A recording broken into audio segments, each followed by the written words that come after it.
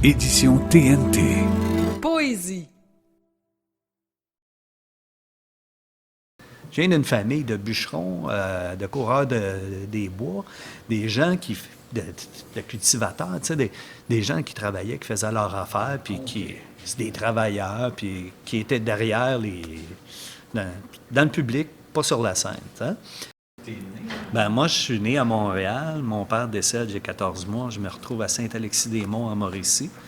Et je suis revenu à m'établir définitivement à Montréal à l'âge de 8 ans. Fait que j'ai un côté de la Mauricie développé. Je roule mes airs comme les gens de là-bas. Ça, j'ai incapable de le perdre. Même non, j'ai été incapable de perdre ça. Hein? Ouais.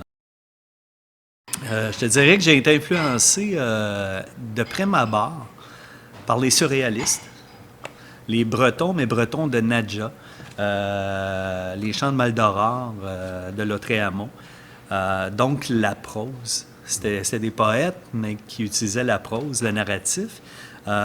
Aussi Rimbaud, évidemment. Poésie, alchimie, c'est Rimbaud. Et par la suite, les poètes de la contre-culture. Ouais, moi, j'en ai publié un, j'avais 20 ans. C'est un recueil de jeunesse, un recueil de baume. Puis après ça, j'ai dit, tu sais, je me suis marié, je suis devenu père, tout ça. Puis j'ai développé mon entreprise, rédaction, traduction et tout ça. Fait que j'étais très là-dedans. Ça roulait. Fait que j'ai dit, je vais continuer à écrire, mais sans ambition pour l'instant, sans velléité de publication. Puis ça va me laisser le temps de maturer.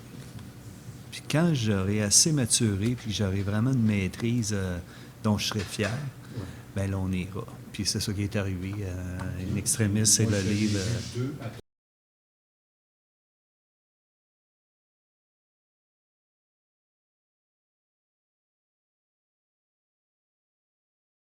Puis je suis invité un jour au lancement des Stars du Rodéo de Denis Vanier. Il lançait ça aux Forges.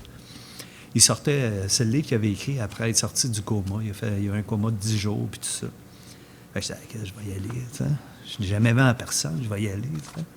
Fait que j'arrive au lancement, tout ça. Jette le livre, je demande, c'est dédicacé, tout ça. Puis on commence à jaser. Écoute, le courant passe, à ça, qui dit, écoute, il faut que tu viennes me voir. 1901 rue Ontario, mon téléphone, c'était un tel, tout ça. Puis, ben, chummy, tu sais. Puis après ça, je suivais un peu. Fait que des fois, je le rencontrais dans des lancements. Écoute, il venait me voir, tout ça, puis il prenait ma bière, il buvait dedans. Moi, je savais qu'il n'était pas trop recommandant, mais je laissais ma bière, je suis dédaigneux, je laissais ma bière. Mais tu sais, c'était le fun d'être avec. Puis il m'a écrit des dédicaces là, pour tout l'espoir que suscite ta poésie, puis patati patata.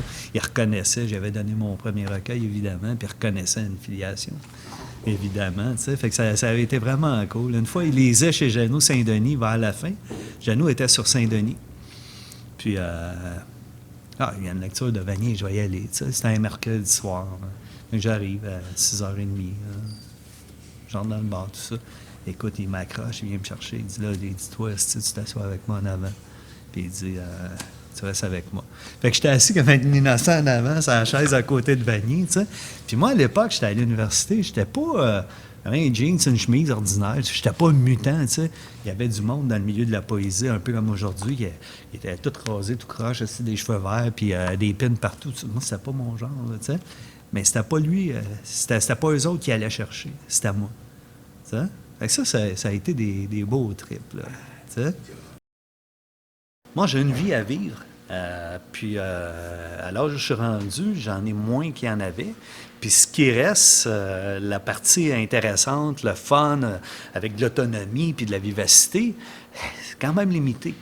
Donc, quand on m'offre une possibilité, ben je la saisis et j'y vais. Je vais voir.